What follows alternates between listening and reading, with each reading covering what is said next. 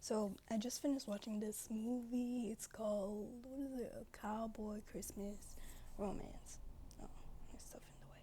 Yeah, and I'll try to. I was gonna try to do this without spoilers, but like I do want to reference specific things that happen in the movie. So if you're a person who doesn't want spoilers, then if you have Netflix, make sure you go watch the movie and then yeah, like pause this and come back.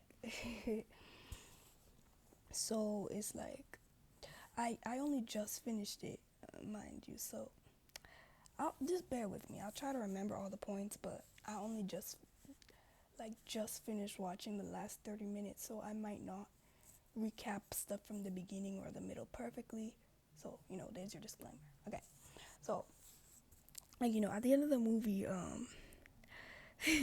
so it's revealed, as we kind of knew would happen, that the deal for the what's his name Colby guy to sell over the ranch was in fact in the father's name, right?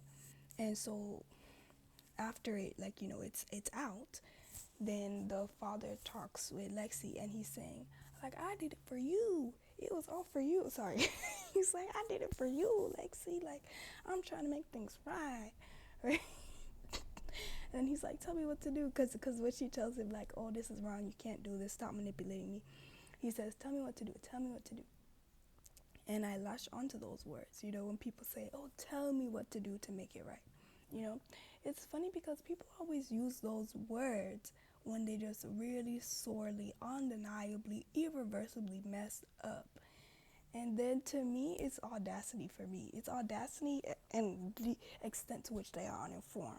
Like they have to tell you to tell them how to fix it. They're telling you to tell them how to fix it, right? That's a part that doesn't sit right with me because he's a grown ass adult. He's at least 60 something years old. He's lived. I was gonna say he's lived and died, but he's lived life. He has experience. He should have wisdom. He should have maturity. He should have knowledge and sense. He should have an idea of what love is, right? But him saying things like that, telling his daughter to tell him how to make things right, that's literally saying, do my work for me. Tell me how to be a decent human being. Tell me how to love you properly, right? But the thing is, he is her parent. He should know how to love her properly. He should already see her as a human being. He should already treat her like that. He should not be like doing things in her name without consulting her. You know what I'm saying? Like that's what I said. I said it's so rich. It's so rich. I was like, that's so rich coming from you, because it's like he literally did the whole thing so that the daughter would come home.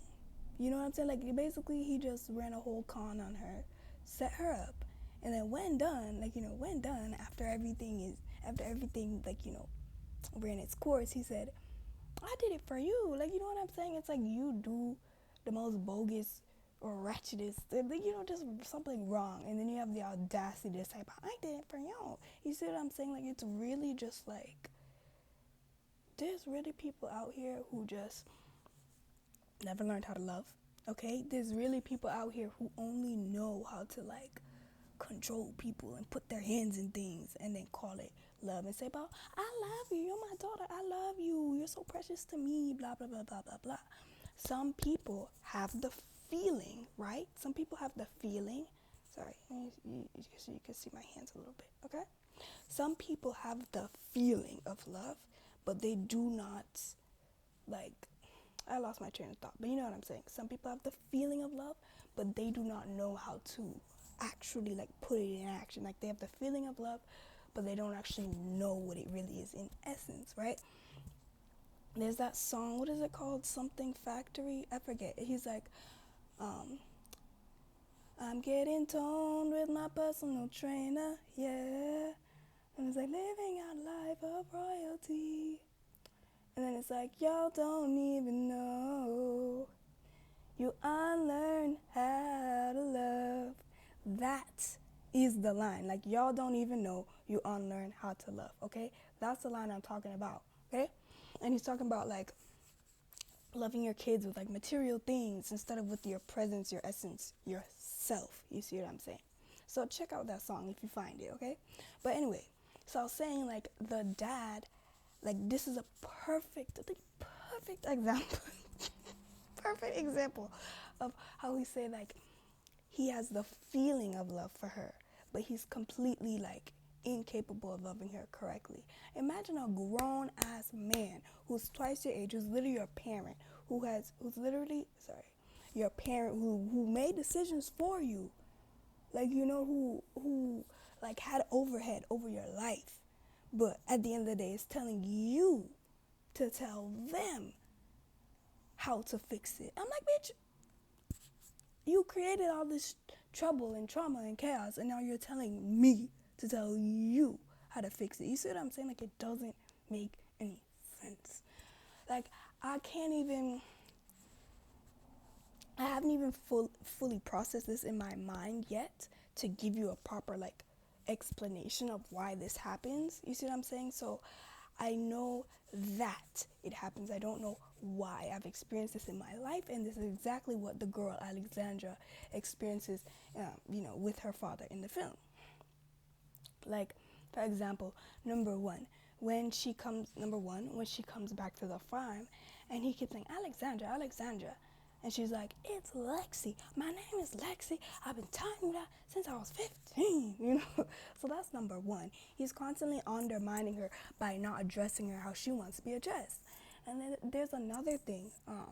When they're sitting at the family table, like, it's like the 7 a.m. family breakfast or something, and he tells her, sorry.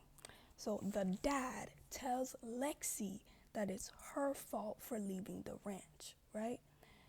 When in reality, he is the one that, like she says, kicked her out or pushed her out by excluding her from, like, being able to run the ranch. He only let the brothers be a part of the plan, but not the sister, remember? And that's the only thing that she wanted, like, as a kid, she wanted to be included in the family business, right?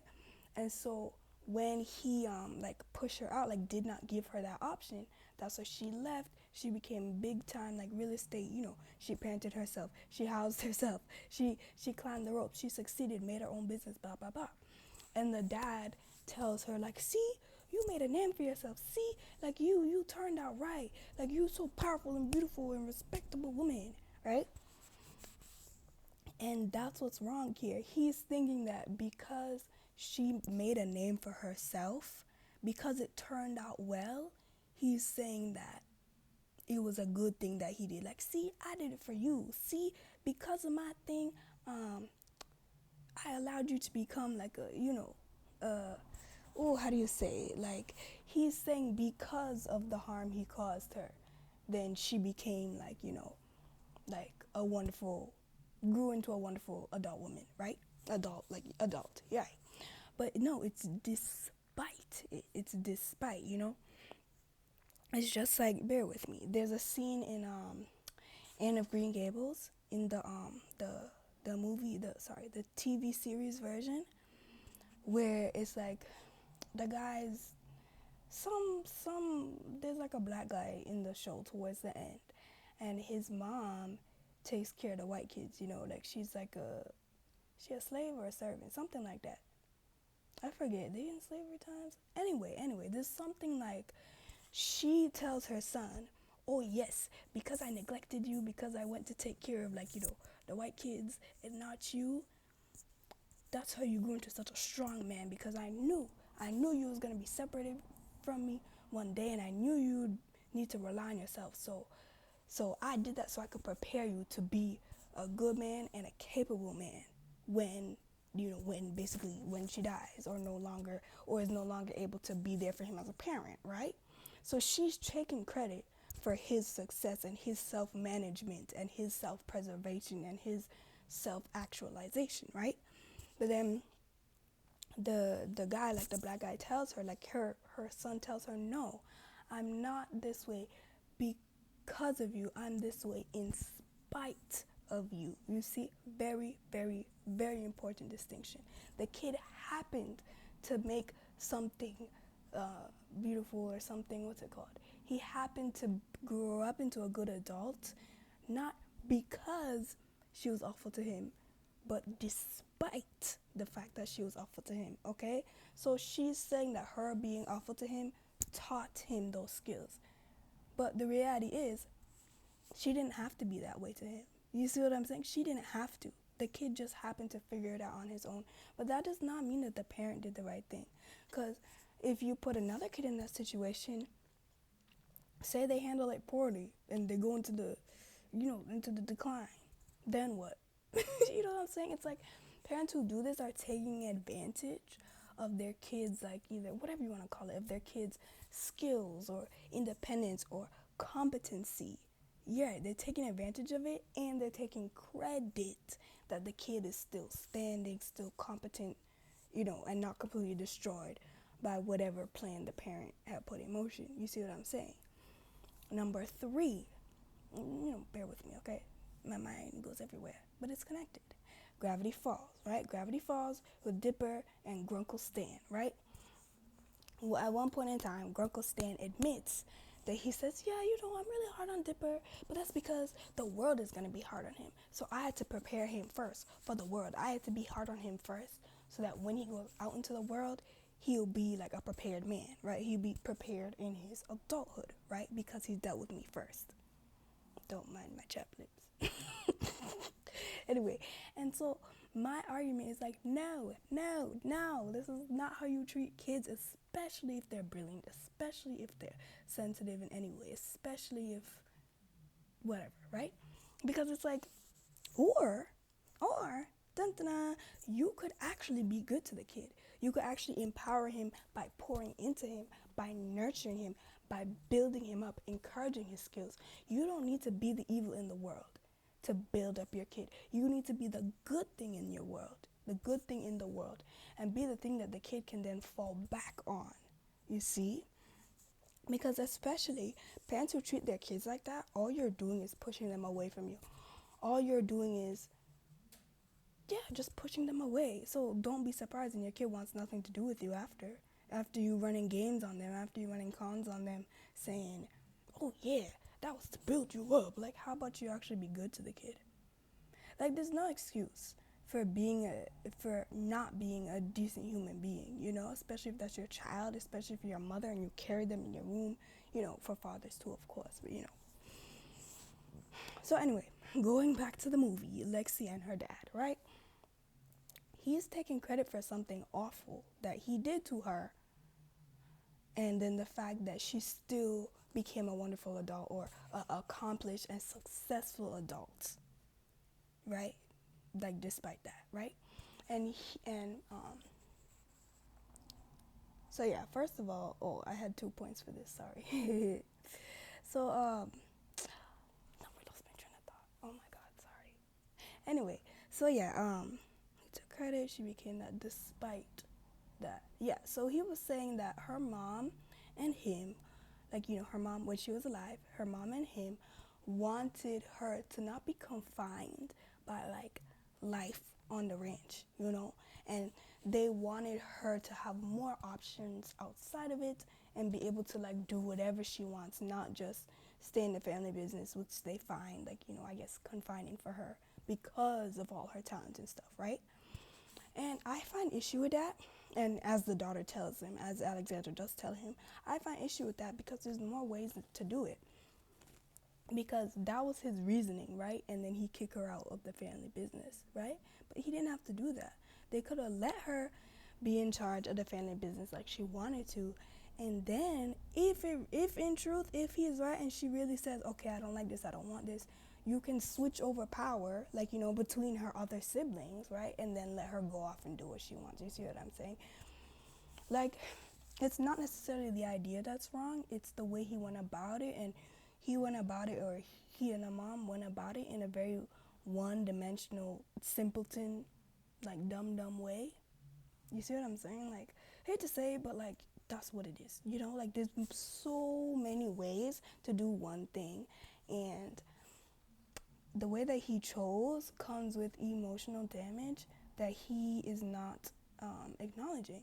So even though the girl, like, became a successful real estate person and whatever, right, and built herself from the ground up, and he's taking credit for that success, right? What he's also must be taking credit for then is like emotional trauma, emotional damage, being basically abandoned by her parent, literally, after a traumatic event. And then yeah, so that's what I'm saying. Like, just because the kid turned out well by very surface level standards of success, might I add, just because she rich doesn't mean she happy. It doesn't mean she's doing well. It doesn't mean her mental health is being cared for. You know what I'm saying? That just because people are successful, it doesn't mean they're also set back years in terms of mental, physical, and emotional development. Okay? Just because someone has money doesn't mean they're not stunted, like internally or emotionally. Okay? Some people, ooh, they're just good at that stuff. Some people can do the stocks in their sleep. Some people can do day trading while they're upside down doing a handstand on the wall. Okay? that doesn't mean that that doesn't mean she didn't need a therapist for all this time to process the stuff, right? That doesn't mean that she's not still suffering or still has stuff that she's hung up on emotionally because of what the dad did. You see what I'm saying? People want to take credit for the surface level outcome, but they do not acknowledge the internal cost, okay? Let me say this again. There's people who have managed to, like, rise up and attain all this, like, outward or superficial success, but it still comes at a cost. The body, right? You can be exhausted in your body. It could be your heart. You can be exhausted in your heart and not trust anybody. You see what I'm saying? You could be exhausted mentally and literally lose mental processing capacity. Those are symptoms of people with depression as well. So it's like, I'm just saying, just because she look okay and she seems successful, that's not the whole story, and that's what people focus on just so they can prove their argument. Some people are not as smart as that, but the people who are, sometimes they focus on outward signs of success, like the surface level signs, rather than the underlying emotional cost of what they did to you. You see what I'm saying? Of what they set you up, the game that they ran on you, okay? So for example, somebody could say like, oh, I have this nice couch, therefore I'm all rich and like I'm good and nothing bad happened to me, right? Okay. What the underlying thing is, I didn't buy this, bro. Somebody else paid for this.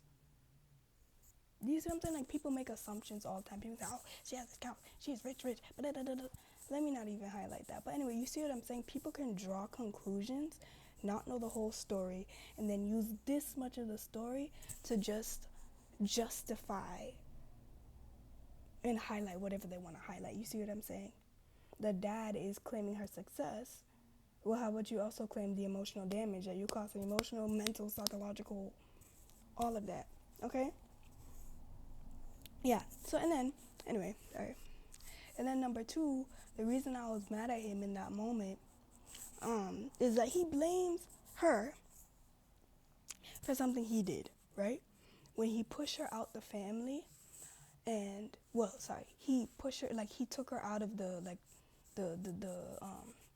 management plan, right? And then the daughter's reaction is to leave, right? And so he said that it was her fault that she left the family, that she chose to leave the family. I was like, okay, so we're gonna forget the whole fact that it's because of something you did, and that she had a very sane and reasonable response to it. You see what I'm saying? If your family, like, by action tells you they don't want you, what the fuck are you gonna do? You're gonna sit there and be sad for yourself? Which, okay, that is a viable option. Okay, yes. But, like, no, she ain't stay there. She left because they said, okay, you guys don't want me here. Like, I'm gonna leave then. You see what I'm saying? Like, what do you expect her to do? And somehow it's her fault. It's his fault.